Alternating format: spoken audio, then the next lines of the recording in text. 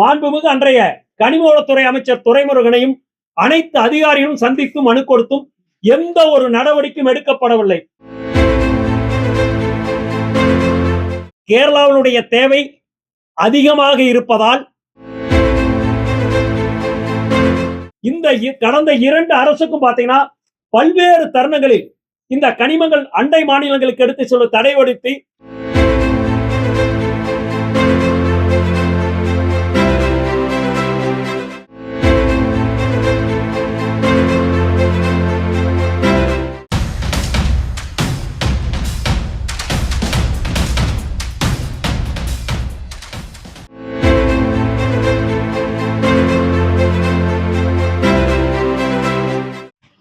கடந்த 10 ஆண்டுகளாக நாங்கள் வலியுறுத்தி வந்த கோரிக்கையினை ஏற்று தமிழ்நாடு அரசு இன்றைய தினம், அதாவது 27/7/2026 அன்று தமிழகத்தினுடைய மாண்புமிகு முதல்வர் விஜய் ஜோசப் அவர்கள் தமிழ்நாடு மணலாறு உரிமையாளர் சம்மேளனத்தினுடைய கோரிக்கையினை ஏற்று தமிழகத்தில் இருந்து கல்குவாரி கிரசர்களில் இருந்து உற்பத்தியாகும் அனைத்து கனிமங்களும்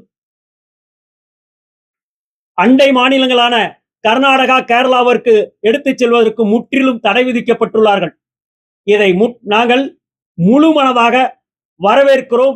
முதல்வருக்கு எங்களது மனப்பூர்வமான வாழ்த்துக்களை தெரிவித்துக் கொள்கிறோம்.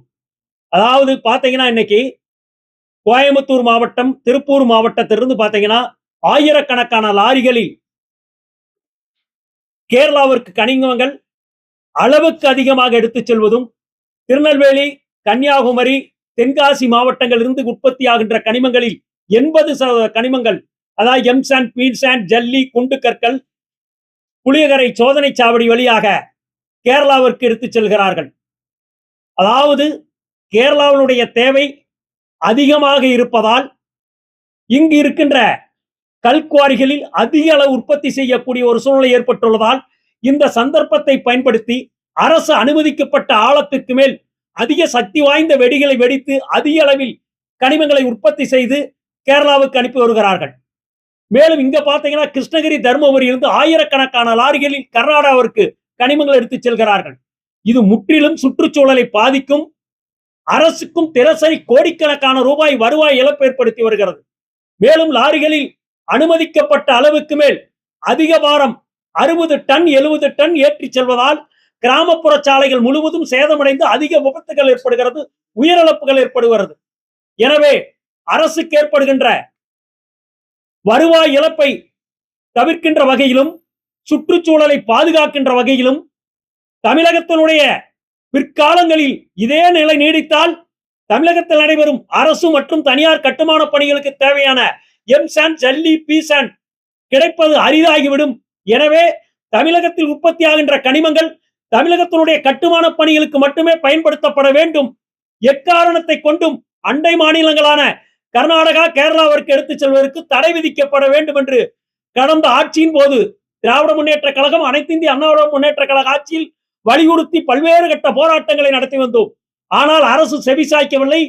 அதாவது பாத்தீங்கன்னா நாங்க இந்த கடந்த 2 அரசுக்கும் பாத்தீங்கன்னா பல்வேறு தருணங்களில் இந்த கனிமங்கள் அண்டை மாநிலங்களுக்கு எடுத்து செல்ல தடை விதித்து பாத்தீங்கன்னா பல கட்டத்தில் நாங்க போராட்டம் நடத்தியும் பதிவு தபால் அனுப்பியும் மாண்புமிகு அன்றைய கனிமவளத்துறை அமைச்சர் துரைமுருகனையும் அனைத்து அதிகாரிகளும் சந்தித்து மனு கொடுத்தும் எந்த ஒரு நடவடிக்கையும் எடுக்கப்படவில்லை.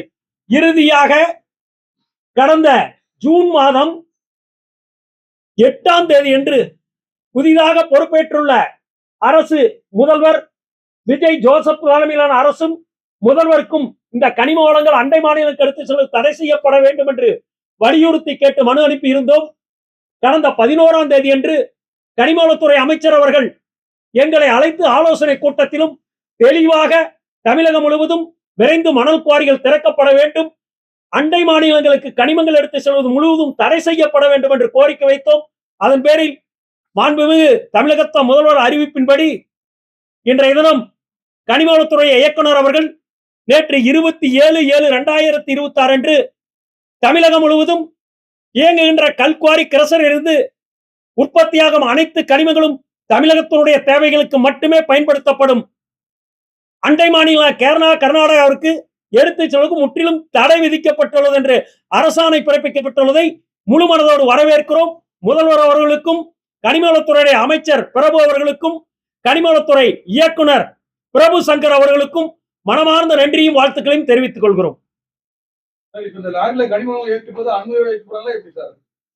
கனிம வளங்கள்ல பாத்தீங்கன்னா இங்கிருந்து கேரளா கர்நாடகா பாத்தீங்கன்னா தினசரி 1000 லாரி போச்சுன்னா ஒரு 200 லாரிக்கு பர்மிட் போடுவாங்க. அதுவும் என்னன்னா ஏற்றப்பட்ட அளவுக்கு போட மாட்டாங்க. 50 டன் எத்தனை 25 டன்னுக்கு 800 லாரிக்கு பர்மிட்டே போட மாட்டான். Fake permit. இதனாலதான் கோடிக்கணக்கான ரூபாய் வருவாய் இழப்பு ஏற்படுதுன்னு நாங்க பலமுறை சொல்லியிருக்கோம். மேலும் அதாவது இப்ப அரசு 3 மாத காலத்திற்கு மட்டுமே பிற மாநிலங்களுக்கு கனிமங்கள் எடுத்து செல்ல தடை விதித்து அறிவித்துள்ளார்கள், வரவேற்கிறோம். ஆனால் இது போதாது, நிரந்தரமாக அண்டை மாநிலங்களுக்கு கனிமங்கள் எடுத்துச் செல்வதற்கு தடை விதிக்க வேண்டும் என்று இதன் மூலம் மாண்புமிகு முதல்வர் அவர்களையும், கனிமவளத்துறை அமைச்சர் அவர்களையும், இயக்குனர் அவர்களையும் வலியுறுத்தி கேட்டுக் கொள்கிறோம். கண்டிப்பாக விலை குறையும். காரணம் என்னன்னா, கேரளா கர்நாடகா போறனால உற்பத்தி அளவுக்கு அதிகமாக உற்பத்தி செய்து அதிக அளவில் வெட்டி எடுத்தார்கள். இப்ப தமிழ்நாட்டினுடைய தேவைக்கு மட்டும் அப்படின்றப்ப விலை குறையும், சுற்றுச்சூழல் முழுவதும் பாதுகாக்கப்படும். வருவாய்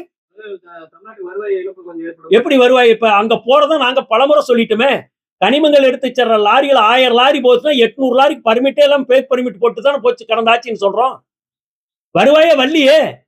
இப்ப முறைப்படுத்தி தமிழகத்தினுடைய கட்டுமான பணிகளுக்கு மட்டுமே பயன்படுத்துகின்ற பொழுது, முறையாக நடைபெறுகின்ற பொழுது அனைத்து வருமானமும் அரசு கஜானாவுக்கு செல்லும். இந்த 3 மாசத்துக்கு மட்டும்தான் தடை நீடித்து விதித்திருக்காங்க.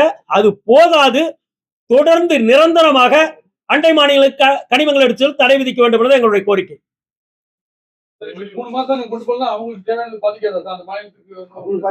அந்த மாநிலத்துக்கு பாதிப்பான அந்த மாநிலத்துக்கு அனைத்து கனிமங்கள் இருக்கிறது. அவங்க இயற்கை வளங்களை பாதுகாக்கிற மக்கள் மீது நல்ல ஒரு எண்ணம் கொண்டதால் அவர்கள் அங்கு பாறைகளை உடைப்பதற்கு அனுமதி கொடுப்பதில்லை, எம்சாண்ட் பீசாண்ட் கெரசலுக்கு அனுமதி கொடுப்பதில்லை, மணல் எடுப்பும் அனுமதி கொடுப்ப அனைத்து நிறுத்தி வச்சிருக்காங்க. ஆனா இங்குதான் கடந்த ஆட்சியில் மக்களை பற்றி சிந்திக்காத அரசும் மன்னர்களும் ஆட்சி செய்தால்தான் அண்டை மாநிலங்களுக்கு அனுமதிகளை அனுப்பி வந்தார்கள்.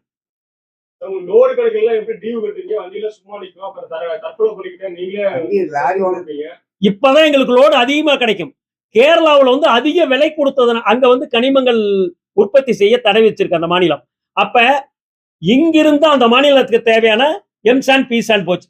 அப்ப கேரளா அங்க போற லாரியில கேரளா லாரி தான் 80% லாரி அங்க போச்சு. வேலை வாய்ப்பு அவனுக்கு தான் கிடைச்சு. எங்க லாரிக்கு அவன் லோடே கொடுக்கறது இல்லையே.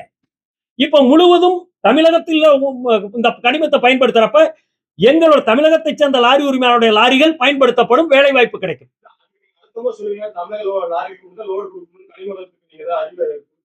ஏற்கனவே தமிழகத்தில் இது மட்டும் கிடையாது, மணல் குவாரியில கூட நாங்க என்ன சொல்றோம்னா, தமிழகத்தில் பதிவு செய்யப்பட்டு தமிழகத்தில் மட்டுமே இயங்கக்கூடிய லாரிகளுக்கு மட்டுமே கனிமங்கள் வழங்கப்பட வேண்டும். நீங்க பிற மாநில பதிவெண் கொண்ட லாரிகளுக்கு எக்காரணத்தை கொண்டு எந்த கனிமமே வழங்கக்கூடாதுங்கிறத எங்களுடைய கோரிக்கை. அரசின் கவனத்துக்கு கொண்டு செல்வோம், நடவடிக்கை எடுப்பார்கள். இந்த அரசு தவறு செய்யாது என்பதை எதிர்பார்க்கிறோம். இதுவரை சரியாக செயல்பட்டுக் கொண்டிருக்கிறார்கள். முதல்வரை சந்திப்பதற்காக நாங்கள் அனுமதி கேட்டு கடிதம் கொடுத்துள்ளோம். முதல்வரை சந்திக்கின்ற வாய்ப்பு கிடைத்தால் கண்டிப்பாக அதை வலியுறுத்துவோம். மேலும் அமைச்சரை விரைவில் சந்தித்து அமைச்சரையும் இயக்குனரையும் இந்த தடை 3 ஆண்டு காலம் 3 மாதம் போதாது, தொடர்ந்து நிரந்தரமாக விதிக்கப்பட வேண்டும் என்று கோரிக்கை வைத்துள்ளோம்.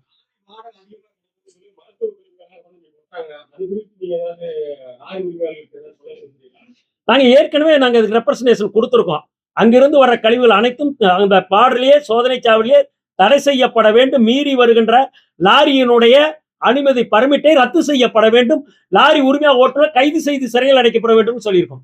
கேரளாவில் கனிமங்களை கொண்டு கொட்டுவதற்கு என்ன சாக்கடையா? நம்ம ஊரு குப்பை தொட்டியா? அவர்கள் அனுமதிப்பார்கள் நம்மளுடைய இதை கொண்டு. இப்ப நம்ம கிட்ட இருந்தே எம்சாண்ட் ஜல்லி வாங்கிக்கிறான், அங்க இருக்கின்ற கழிவுகளை கொண்டாந்து கொட்டுறான். இதெல்லாம் கடந்த ஆட்சியில் நடைபெற்றது. இப்ப எதிர்பார்க்க முடியாது. நேர்மையான ஒரு ஆட்சி நடைபெறுகிறது. மணல்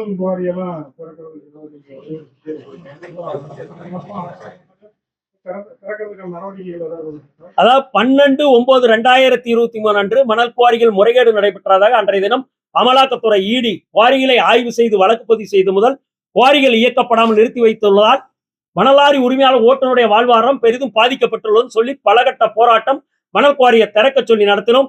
கடந்த ஆட்சியில் செவிசாய்க்கவில்லை. மாண்புமிகு முதல்வர் கனிமவளத்துறை அமைச்சரை நேரில் சந்தித்து நாங்கள் முதல்வரை சந்திக்க முடியவில்லை, நேரங்கெட்டுள்ளோம். கடந்த 11ஆம் தேதி அன்று அமைச்சர் முன்னிலையில் நடைபெற்ற பேச்சுவார்த்தையில் கனிமவளத்துறை அமைச்சரிடமும் இயக்குநரிடம் தெளிவாக கூறியுள்ளோம். விரைந்து மணல் குவாரி துவங்கப்பட வேண்டும் என்று முடிந்தவரை ஆகஸ்ட் மாதம் இறுதிக்குள் ஒரு 6 குவாரிகள் துவங்க உள்ளதாக தெரிவித்துள்ளார்கள் என்பதை தெரிவித்துக் கொள்கிறோம்.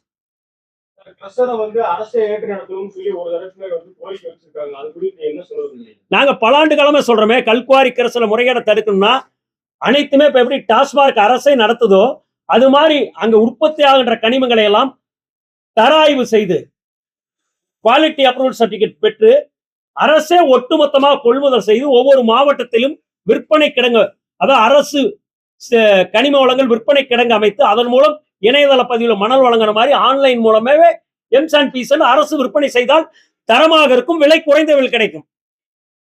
இது பல கோரிக்கை வச்சுக்கிட்டு இருக்கோம். எங்களுடைய கோரிக்கை அமைச்சருக்கு சொல்லி இருக்கு, இதுவும் நடைமுறைப்படுத்த அவகாசம் கேட்டுள்ளார். சரி, இப்போ 6 குவாரி திறக்க சொல்லிருக்கீங்க. குவாரிகள்லாம் குஜராத்தை சேர்ந்த ஒரு நிறுவனம் தான் ராத்திர மணல் எடுத்து விற்பனை செய்ய உள்ளதா ஒரு தகவல் வெளியிட்டு. அந்த தகவல் ஒரு சில யூடியூப்ல சேனல்ல பத்திரிகையில வருது. எதுவுமே அனுமானத்தின் பேரில் நம்ம பதில் சொல்ல முடியாது. எங்ககிட்ட அமைச்சர் சொன்னது முறைகேடுகளின்றி மணல் வழங்கப்படும், இணையதளத்தின் மூலம் வழங்கப்படும் இருக்காரு. நாங்களும் அதுல தெளிவா சொல்லியிருக்கோம். இந்த லோடிங் டிரான்ஸ்போர்ட்டிங் ஆத்திலிருந்து மணல் பொக்லைன் லாரிக்கு போட்டு விற்பனை கடன் கொண்டு கூட தனியாருக்கு கொடுக்க கூடாது, அங்கதான் ஊழல் நடக்குது. அதையும் அரசே செயல்படுத்துவதா கேட்டிருக்கோம். நடவடிக்கை எடுக்கப்படும். கண்டிப்பாக முறைகேடு இல்லாமல் மணல் வழங்கப்படும் உறுதியளித்திருக்கார். நம்பிக்கையோடு காத்திருக்கிறோம். ஆகஸ்ட் மாதம் 6 குவாரிகள் திறப்பதற்கான வாய்ப்பு உள்ளதாக தெரிவித்துள்ளார். குறிப்பாக நாமக்கல்ல பாத்தீங்கன்னா நஞ்சையடையார் ஒரு குவாரி கடந்த 3 தினங்களுக்கு முன்பு நீர்வளத்துறையுடைய அதிகாரிகள் ஆய்வு செய்து சென்றிருக்கிறார் என்பதை தெரிவித்துக் கொள்கிறேன். மேலும் பல குவாரிகள் ஈசி கொடுத்த காலக்கெடு முடிந்து வருது, எக்ஸ்பைரி ஆச்சு. அது ரினியூவல் கொடுத்து ரினியூவல் ஆன பிறகுதான் நடைமுறைப்படுத்தப்படுது.